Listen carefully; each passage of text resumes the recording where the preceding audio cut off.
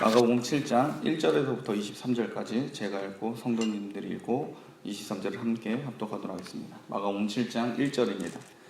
바리새인들과 또 서기관 중 몇이 예루살렘에서 와서 예수께 모여들었다가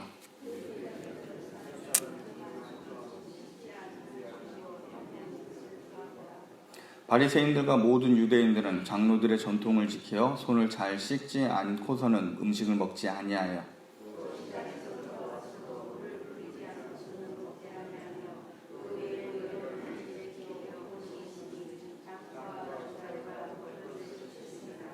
이에 바리새인들과 서기관들이 예수께 묻되 어찌하여 당신의 제자들은 장로들의 전통을 준행하지 아니하고 부정한 손으로 떡을 먹나이까?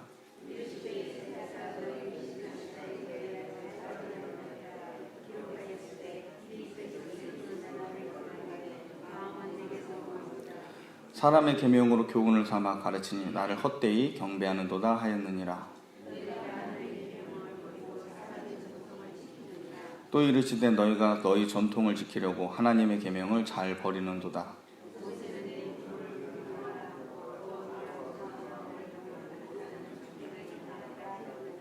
너희는 이르되 사람이 아버지에게나 어머니에게나 말하기를 내가 들여 유익하게 할 것이 고르반 곧 하나님께 드림이 되었다고 하기만 하면 그만이라 하고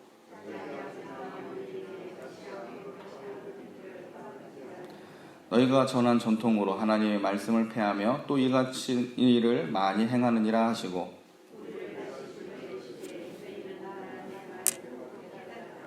무엇이든지 밖에서 사람에게로 들어오는 것은 능히 사람을 더럽게 하지 못하되 무리를 떠나 집으로 들어가시니 제자들이 그 비유를 묻자온대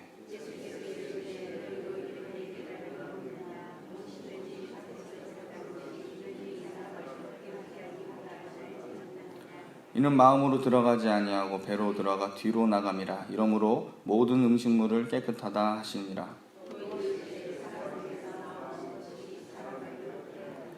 속에서 곧 사람의 마음에서 나오는 것은 악한 생각 곧 음란과 도둑질과 살인과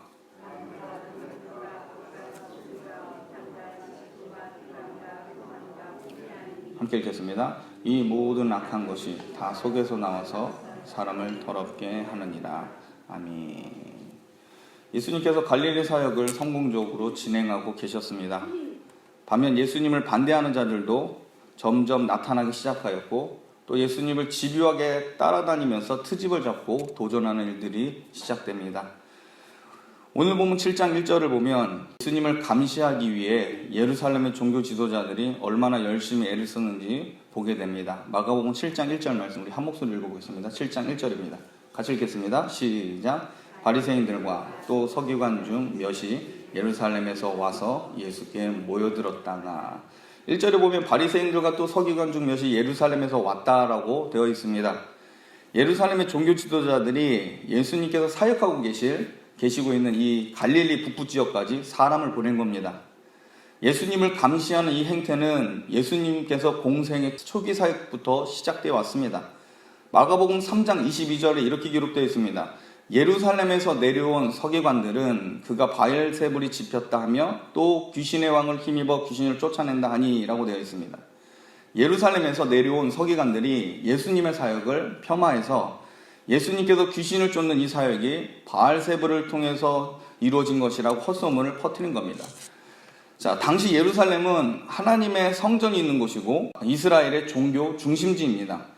그래서 예루살렘에 속한 서기관들이라면 굉장히 높은 지위에 있었다고 볼 수 있습니다. 자, 오늘 본문에 보면 이 예루살렘에서 온 바리새인들이 예수님의 사역을 유심히 살펴보면서 트집을 잡으려고 하는 그 바리새인과 서기관들이 모여들기 시작한 겁니다. 7장 1절에 보면 모여들었다라고 되어 있는데 이것은 시간차를 두고 모여들었음을 암시하고 있습니다. 바리새인과 서기관들이 예루살렘에서 예수님을 찾아온 뒤에 꽤 시간이 지난 겁니다. 그리고 오랫동안 예수님의 흠을 잡기 위해서 시간을 보내고 이제 함께 모여서 나온 겁니다. 이들은 예수님과 제자들의 활동을 유심히 보다가 문제가 될 만한 것들을 잡아내려고 하고 있을 때 드디어 한 가지 눈에 띄는 게 발견됩니다. 그게 바로 제자들이 손을 안 씻고 떡을 먹은 겁니다. 여러분, 먼 예루살렘에서 갈릴리 북부까지 와서 겨우 잡아서 트집을 잡는 게 손 씻고 밥을 먹지 않은 거였습니다. 이는 당시 바리새인들이 어떻게든 예수님을 걸고 넘어뜨리고 싶어 안달이 나 있었다는 것을 우리는 볼 수 있습니다. 예루살렘에서 온 바리새인들은 자기들 눈앞에 믿을 수 없는 기적들이 일어난 것을 압니다. 또 이것도 부인할 수 없는 하나님의 역사라는 사실도 압니다. 이 놀라운 역사가 예수님을 통해서 일어나고 있는데 이 일에는 완전히 눈을 감아버리고 어떻게든 예수님의 잘못과 제자들의 실수를 찾기 위해 예수님과 제자들을 매 눈처럼 관찰하고 있다는 겁니다. 여러분, 이 얼마나 악한 일입니까? 하나님의 역사가 말씀을 통해서 또 성령님의 인도하심을 통해서 죄인들이 돌아오고 구원의 역사가 일어나고 있습니다. 부인할 수 없는 하나님의 긍휼과 은혜 베푸시는 사건이 교회마다 회당마다 일어나고 있었습니다. 이런 일들에는 완전히 눈을 감아버리고 어떻게든 트집을 잡고 싸우고 서로 나눈 일이 이 악한 바리새인과 서기관들 가운데 있었다는 겁니다. 그리고 겨우 발견한 것, 아주 작은 실수, 어찌 보면 넘어갈 수 있는 문제였습니다. 예루살렘에서 내려온 이 바리새인과 서기관들은 예수님의 제자들이 손을 씻지 않고 떡을 먹는 것을 책잡아서 지금 예수님께 고압적인 자세로 대들기 시작한 겁니다. 여러분, 당시 배경으로 볼 때 예수님은 유대교회에서 어느 학파에도 속하고 있지 않았습니다. 예수님은 정식 랍비 교육도 받은 분도 아닙니다. 자, 그런 사람들의 입장에서 예수님이 얼마나 작게 보였을까요? 바리새인들의 눈에 예수님은 이방인 무리들과 많은 접촉한 부정한 땅, 갈릴리에 속한, 그리고 갈릴리에서 유명세를 탄 한 젊은 선지자일 뿐입니다. 예루살렘에서 고등율법 교육을 받은 사람으로서 지금 예수님을 훈계하며 가르치려는 듯한 말투로, 어찌 보면 굉장히 교만한 말투로 예수님께 함부로 말하고 있는 겁니다. 여러분, 그렇다면 지금 이들이 지적하고 있는 어찌 보면 사소한 이 정결규례를 바리새인들은 마치 지키지 않으면 큰일 날 것처럼 지금 말하고 있는데 이게 사실일까요? 일단 성경에서 말하는 이 정결규례에 대해서 좀 잠시 살펴보면 이렇습니다.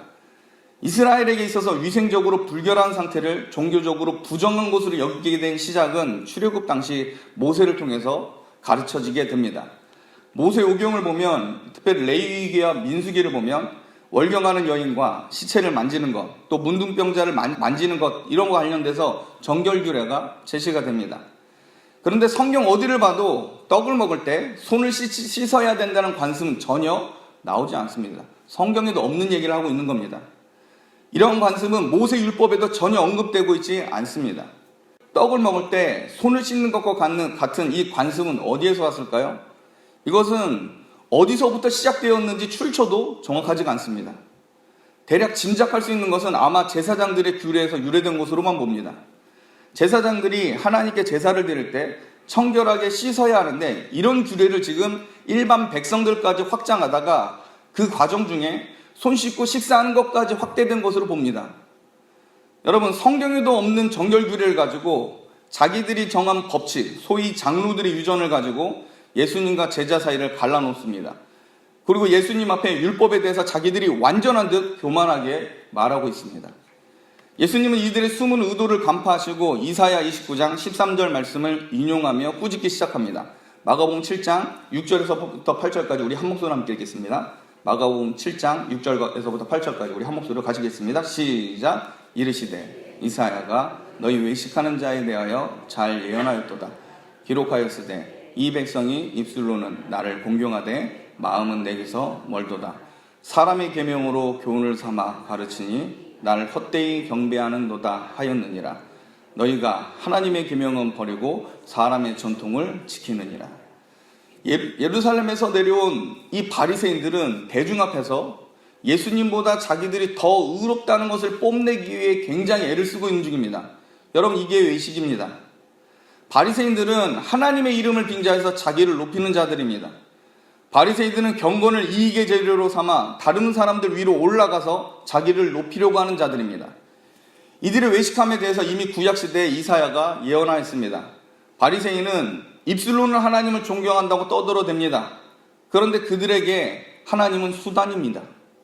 바리새인들에게 하나님은 목적이 아닌 겁니다. 하나님을 이용해서 자기의 탁월함과 비상함을 드러내고 싶어 하는 겁니다.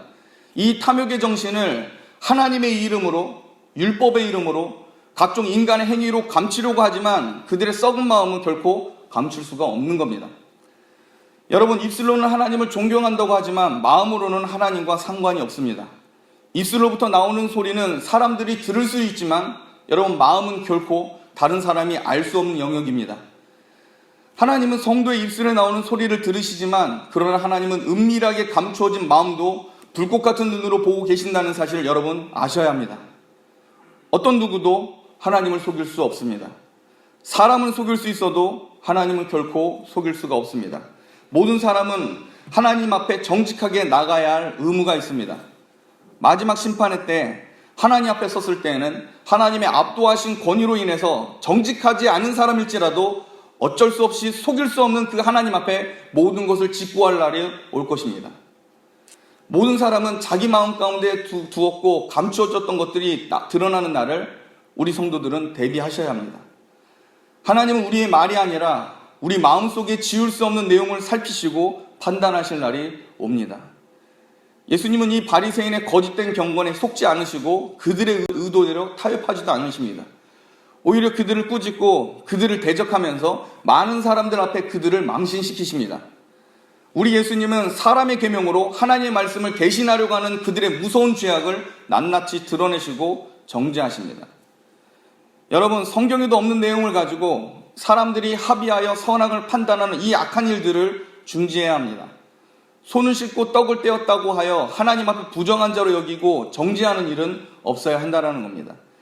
하찮은 세상 일로 본질이 아닌 것을 가지고 성도를 나누는 못된 일들은 없어져야 합니다. 제가 전에 사역하였던 교회가 있었는데 김치 담그는 문제로 인해서 다툼이 일어나는 것을 본 적이 있습니다. 전라도 출신 성도님과 경상도 출신 성도님이 젓갈을 넣느냐 마느냐 문제를 가지고 서로 마음의 상처를 받아 힘들어하고 있는 것을 제가 본 적이 있습니다. 그렇게 새벽 예배도 열심히 나오시고 교회에서 각종 봉사를 하신 성도님들이신데 김치 담그는 문제 때문에 전혀 타협을 하지 못하는 모습을 볼 때 굉장히 안타까운 생각이 들었습니다. 여러분, 본질적인 문제가 아니면 양보하는 사람이 이기는 겁니다. 양보하는 그 성도가 하나님 앞에 위로와 사랑과 상급을 받습니다. 먼저 져주고 다른 성도를 세워주는 것이 경건이고 그것이 하나님의 교회를 세우는 일입니다. 참된 회복과 거룩한 교제가 일어나기 위해 여러분 말씀으로 돌아가야 됩니다. 말씀으로 가득 차야지 사람의 계명이 비집고 들어오지 않는 겁니다. 유대교가 실패한 이유는 예수님의 말씀을 믿지 않은 겁니다. 바리새인들은 예수님을 관찰하는 데 실패한 게 아닙니다. 예수님을 비방하기 위해서 이들은 예수님의 말씀을 굉장히 잘 들었습니다. 예수님께서 행하신 기적들도 이들은 굉장히 잘 알고 그 데이터를 모아온 사람들입니다. 예수님에 관한 정보도 잘 모아서 정리해서 예루살렘 종교 지도자들에게 보고하였을 겁니다. 이들은 예수님에 대한 정보가 없어서 몰라서가 아니라 예수님이 싫은 겁니다. 예수님을 싫어했기에 믿지 않았고 예수님의 말씀을 신뢰하지도 않은 겁니다. 여러분, 예수님을 사랑하시면 예수님의 말씀이 들려질 겁니다. 관찰 이상의 수준으로 나가야 합니다. 예수님을 사랑하고 신뢰하는 마음부터 시작되어야 된다는 겁니다. 예수님에 대한 정보가 아니라 성령 하나님을 통해 주어진 믿음을 가지고 예수님에 대한 강한 호감과 기뻐하는 마음을 가지고 말씀에 귀를 기울이십시오. 그리고 예수님을 믿으십시오. 말씀 중심적인 성도는 하나님의 마음을 알게 됩니다. 하나님께서 자기 자녀들에게 자기의 뜻을 알려주시기 위해 말씀을 주셨습니다. 성령 하나님께서 이 놀랍고 은혜로운 일을 도우실 겁니다. 그런데 사람의 계명에 집착한 사람들은 했냐와 안 했냐를 중요시 여깁니다. 지킨 나는 의인이고 안 지킨 너는 악인이라고 구분합니다. 성경에도 없는 인간의 합의로 만든 계명을 자기 기준에 자기같이 기준이자 기호로 삼고 하나님께서도 하시지 않은 그 구분을 하며 자기를 높입니다.